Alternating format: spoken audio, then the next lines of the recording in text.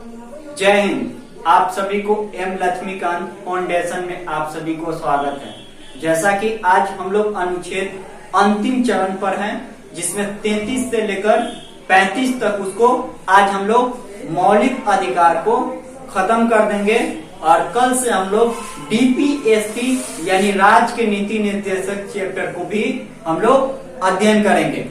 तो अगर वीडियो अच्छा लगे तो लाइक शेयर करेंगे और दोस्तों में भी शेयर करेंगे।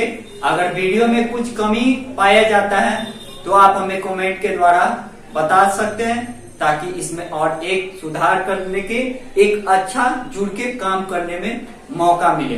तो देखिए हम देखते हैं संविधान के अनुच्छेद 33 क्या कहती है, यानी मार्शल लॉ से संबंधित है, यानी सशस्त्र बल होना चाहिए। यानी सशस्त्र बल क्या है, यानी संसद को अधिकार है, क्या अधिकार है कि सेना को शक्ति देना। आप देखे हैं आर्मी इसमें क्या होता है, बाहुबली ऐसा काम करते हैं। अब दानापुर में जाके देख लीजिएगा कि वहां पर अलग कानून लगता है, वहां पर बिहार पुलिस का ट्रैफिक नहीं होता है। क्या मेरी बात को समझ पाए? तो उनका अपना अधिकार होता है। तो अनुच्छेद 33 क्या कहती है कि सशस्त्र यानी मार्शल लॉ जहां पर लगेगा, यानी शक्ति कौन देगा, संसद का अधिकार है। यानी ये अधिकार संसद को है कि मार्शल लॉ यानी मार्शल लॉ लगाना है नहीं लगाना है, कितना अधिकार सेना को देना है, ये किसके अंतर्गत में आएगा, आर्टिकल 33 के अंतर्गत में आएगा। तो क्या मेरी बात को समझ पा रहे हैं? तो आर्टिकल 33 में मार्शल लॉ की शक्ति के बारे में, पृथककरण के बारे में बताया गया। अब आर्टिकल 34 हम लोग देखते हैं, ये बहुत बड़ी उपलब्धियां हैं जो मार्शल लॉ लाएगा, यानी सशस्त्र बल, यानी सशस्त्र बल की संविधान में चर्चा नहीं दी गई है कि सशस्त्र बल मतलब क्या होता है। मेरी बात को समझ, यानी ये संविधान में नहीं मिला गया है कि सशस्त्र बल मतलब क्या होगा, इसका अर्थ नहीं दिया गया है कि किस कारण से मार्शल लॉ। मान लीजिए कि दो जिला में या आपके जिला में, पटना जिला में दंगा हुई तो मार्शल लॉ लगाती है ना, यानी सेना का शासन आ जाती है। और सेना का जब शासन आएगी तो क्या होगा, जो वही होगा, बट पिटाई चलेगी अगर उसकी बात को आप नहीं मानिएगा, मार्शल लॉ को मानिएगा तो। यानी सेना का पूरी शासन आ जाएगा, यहाँ पर अधिकार में रहेगा। यानी सेना के द्वारा लॉ एंड ऑर्डर को जो भंग करने की कोशिश कर रही है उस पे कार्रवाई कौन कर सकती है, यानी सेना। सेना जब आ जाती, नहीं देखते चितकौड़ा जब आता है तो बढ़िया के बुखार छोड़ा देता है, सब घर में घुस जाता है। तो इसका मतलब क्या हुआ कि सेना का अधिकार है।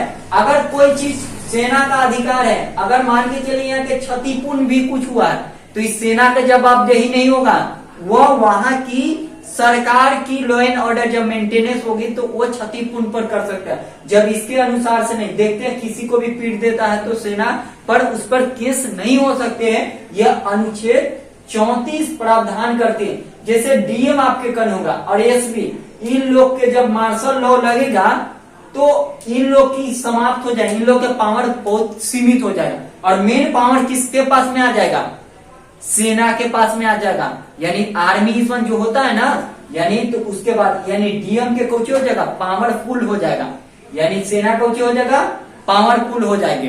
देखिएगा 8 मिनट के बाद वीडियो कटता है। ओके, तो हमारे पास में क्या है कि सेना मतलब क्या होगा कि डीएम एसपी, ये सेना जब शासन लगेगा तो इन लोगों की जब पावर होगा समाप्त होकर कहां पर चल ट्रांसफर हो जाएगा, सेना के बाद। और जब सेना का मतलब लगेगा कि यहाँ पर शांति व्यवस्था हो गई है तो यहाँ पर मार्शल लॉ खत्म हो जाती है। नहीं देखते हैं जब दंगा हो जाती है, अभी मणिपुर के घटना को देखिए, मार्शल लॉ लगाया गया था, सेना वहां के अधिकार के रूप में था और डीएम एडीएम के कुछ होगा, समाप्त होगा।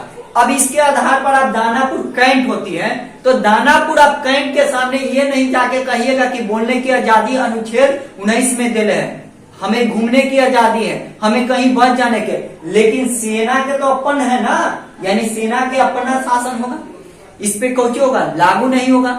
अब आज जाके कागजी करिएगा कि वहां गाड़ी चला दीजिएगा और वो भी कुछ है स्पीड में, कितना के स्पीड में, 80 के स्पीड चला है, तो वहां पर हर एक स्टेप पर 3 स्टेप पर बैठे रहता है। अगर अगला बार जा रहे हैं ना तो सीटी मार देगा और अगला पर रुकवा के बट ठोकेगा वहीं पर, क्योंकि उसके अधिकार पर आप नहीं जा सकते। सुप्रीम कोर्ट की मेरी गाड़ी चलाने की मौलिक अधिकार, वहां अपना उनका कानून होता है। अब मान के चलिए घूमने की आजादी है, तो जहां पर फायरिंग हो रहा है वहां पर आपको जाने की आजादी है। मान के लिए सेना दानापुर में है, तो उस स्थिति में क्या होगा, मार्शल लॉ तो वहां पर काम मतलब वहां पर अपना कानून है, और उस स्थिति में किसी को मृत्यु भी हो सकती है, तो वहां पर के लिए उचित नहीं करती है। तो क्या मेरी बात को समझ पा रहे हैं? और ये अनुच्छेद 34 किससे संबंधित है, यानी संविधान में इसका सशस्त्र बल का अधिकार एसपी और डीएम में समाप्त किया जब लगेगा तब। क्या मेरी बात को समझ में आ गया? अब देखिए फंडामेंटल अधिकार 35, देखिएगा कितना मिनट हुआ, 5 मिनट। अब देखिए कि संसद का अधिकार होगा, यानी कानून कौन बनाएगा। हम आर्टिकल 17 में पढ़ाए थे कि क्या है अस्पर्शता। अस्पर्शता का मतलब क्या हुआ कि संविधान में अस्पर्शता नहीं होगा, यानी किसके कारण से अस्पर्शता यानी छुआछूत बीमारी हुआ ये तो नहीं। मान के चलिए कि एक आप अपने जीवन में एक व्यक्ति, 2 व्यक्ति, 3 व्यक्ति हैं, ये आदमी को बना दिया हजरा की कप को, ये कप है, तीनों व्यक्ति को जो हो गया ये 4 मिला दिया, ओके। ये कोई इधर से दिया, यहाँ के 3 को, और ये कप बिल्कुल चेंजिंग है, तो इसके आधार पर आप जा सकते हैं कि मेरा कप को साथ भेदभाव की गई, यानी सोशल समझान प्लानिंग बना के, यानी भेदभाव के हैं। अब 3 को हो भी सकता है, ना भी हो सकता है, ये एक पॉजिटिव या निगेटिव हम आपको समझाने के लिए। यानी डीएम कहीं पर गया और डीएम के कार्यालय के पास में जो भी व्यक्ति कार्य कर रहा है उसको कोची कर दिया कि कब का जो होगा तो कब चेंजिंग कर दिया, तो इसके आधार पर आप कह सकते हैं कि मेरे साथ भेदभाव हुआ, लेकिन ना चाहते हुए भी हुआ कि नहीं हुआ, तो इसके आधार पर इसीलिए संविधान में अस्पर्शता को सिद्ध नहीं की गई है। हो गया, खत्म हो गया, हो गया ना। देखिए तो मार्शल ना चाहते हुए भी कुछ हुआ व्यक्ति के साथ में अधिकार, लेकिन इस आधार पर आप सुप्रीम कोर्ट नहीं जा सकते।